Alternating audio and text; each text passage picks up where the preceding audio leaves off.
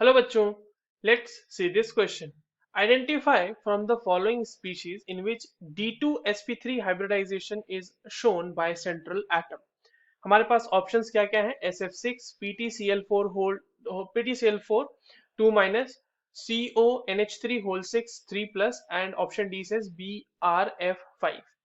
ठीक है, चलिए इस क्वेश्चन को सॉल्व करते हैं बच्चों। और सबसे पहले तो हम ये देखते हैं कि इस क्वेश्चन को सॉल्व करने के लिए हमारे पास कौन से की कॉन्सेप्ट की जानकारी होनी चाहिए। तो देखो ये जो सवाल है ना बच्चों, ये हमारे पास बेसिकली हाइब्रिडाइजेशन का सवाल है। हाइब्रिडाइजेशन पता होना चाहिए हमें, कैसे निकालते हैं वो, किसके लिए क्या होगा। अब देखो यहाँ पे आपसे पूछा जा रहा है बच्चों कि D2sp3 की अगर हम बात करें तो इसका मतलब इसके केस में स्टेरिक नंबर 6 आना चाहिए। स्टेरिक नंबर 6 आने का मतलब कि इसमें या तो सिग्मा बॉन्ड्स 6 होने चाहिए और या फिर कॉम्बिनेशन ऑफ सिग्मा बॉन्ड्स और प्लस लोन पेयर 6 होना चाहिए। ठीक है, तो हम बोलेंगे कि भैया उसमें स्टेरिक नंबर 6 है, इसके हिसाब से इसका हाइब्रिडाइजेशन D2sp3 है। ठीक है, अब अगर आप ध्यान से देखो जो आपके पास बी कॉम्प्लेक्स दिया हुआ है PtCl4, वहां पर कोऑर्डिनेशन नंबर 4, स्टेरिक नंबर को 6 को हम लोग कॉम्प्लेक्स के केस में कोऑर्डिनेशन नंबर भी कंसिडर कर सकते हैं, क्योंकि कोऑर्डिनेशन नंबर वही होता है कि कितने लिगेंड जो है वो लगे हुए हैं, आप मतलब कितने लिगेंड और मेटल के बीच बॉन्ड बने हुए हैं, वही बताता है आपका कोऑर्डिनेशन नंबर भी। ठीक है, तो कोऑर्डिनेशन नंबर 6 होना चाहिए D2sp3 के लिए। पर आप PtCl4 को देखोगे तो उसका कोऑर्डिनेशन नंबर 4 है, Cl4 है, 4 ही है ना उसके पास, तो ये तो हो ही नहीं सकता, इसका पॉसिबल ही नहीं है। और वैसे भी अगर आप PtCl4 का हाइब्रिडाइजेशन देखो तो वो DsP2 हाइब्रिडाइज्ड होता है, तो यहाँ पर से बी ओ ऑप्शन गलत हो गया। अब आती है बात, देखिए D2sp3, देखिए D2sp3 जब हम बात कर रहे हैं तो इसका मतलब कहीं ना कहीं इनर हाइब्रिडाइजेशन हुई है। ठीक है, इनर जो डी ऑर्बिटल है वो जो है पार्टिसिपेट किए हैं हाइब्रिडाइजेशन में। ठीक है, इनर हाइब्रिडाइजेशन हुई है यहाँ पे। जब और जो कि स्पेसिफिकली हमें देखने को किसमें मिलती है बच्चों, ट्रांजिशन एलिमेंट्स में, ट्रांजिशन मेटल्स में। ट्रांजिशन मेटल्स में इस तरह का हाइब्रिडाइजेशन हमें देखने को मिलता है।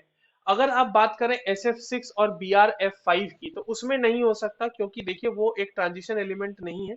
SF6 की अगर मैं बात करूं तो देखिए सल्फर के बाहर जो होते हैं वैलेंस इलेक्ट्रॉन उसके 6 होते हैं, और उसने 6 फ्लोरीन के साथ बॉन्ड बनाया होगा, और फ्लोरीन सिर्फ और सिर्फ एक सिंगल बॉन्ड बनाता है किसी भी एलिमेंट के साथ।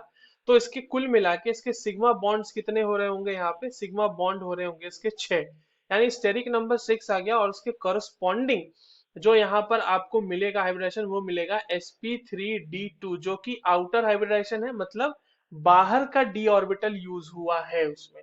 ठीक है, तो ये sp3d2 है, D2sp3 नहीं है ये, तो ये आंसर नहीं हो सकता हमारा। सिमिलरली अगर हम BrF5 के बारे में बात करें, वहां पर भी देखिए ब्रोमीन के बाहर में 7 इलेक्ट्रॉन्स होते हैं, 5 उसने सिग्मा बॉन्ड बना लिए हैं, और उसके साथ साथ एक लोन पेयर इसके ऊपर मौजूद होगा, तो इसका भी स्टेरिक नंबर आ गया 6। स्टेरिक नंबर 6 आने का मतलब sp3d2, क्योंकि ब्रोमीन भी कोई एक ट्रांजिशन एलिमेंट नहीं है, तो यहाँ पर भी पॉसिबल नहीं है जी। अब आती है बात कोबाल्ट NH3 होल 6 की, इसमें इनर हाइब्रिडाइजेशन होता है, कैसे होता है वो भी समझ लेते हैं। देखो जो NH3 है ना, वो एक न्यूट्रल लिगेंड है, इसकी वजह से चार्ज पे कोई इफेक्ट नहीं पड़ेगा। तो अगर हम यहाँ पर इस तरह से लिख रहे हैं 3+, इसका मतलब इस पर्टिकुलर मतलब कॉम्प्लेक्स में कोबाल्ट हमारा 3+ ऑक्सीडेशन स्टेट में है, क्योंकि अमोनिया का कोई चार्ज नहीं होता, तो ओवरऑल जो कंपाउंड के ऊपर चार्ज हो रहा है वो कोबाल्ट का ही दिख रहा है। और अगर हम कोबाल्ट 3+ की बात करें बच्चों, तो इसकी कन्फिग्रेशन होती है आर्गन 3d6। ठीक है, 3d6 कहने का मतलब अगर आप इसको डी ब्लॉक के इस तरह से ड्रॉ करें बॉक्सेस, तो ये एक 1 2 3 4 5 एंड 6 हो जाता है। उसके बाद s ऑर्बिटल खाली है, और इसके बाद यहाँ पर आपको p ऑर्बिटल खाली है। ठीक है, और ये कौन सा ऑर्बिटल है, 3d ऑर्बिटल है, ये 4s ऑर्बिटल है, ये 4p ऑर्बिटल है।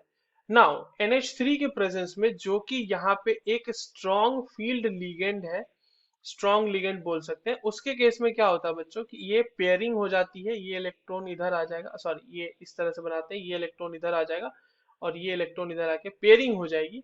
तो अब देखिए हाइब्रिडाइजेशन होने के लिए आपके पास अंदर जगह खाली कर दी गई है, ये 1 2 3 4 5 6 यहाँ पे आ गए, और अब 2D और एक S और 3P मिलके हमारे आसानी से हाइब्रिडाइजेशन कर सकते होंगे, और यही कहलाएगा D2sp3 हाइब्रिडाइजेशन। ठीक है, so this is possible in the case of option C. I hope you understood this well. All the very best.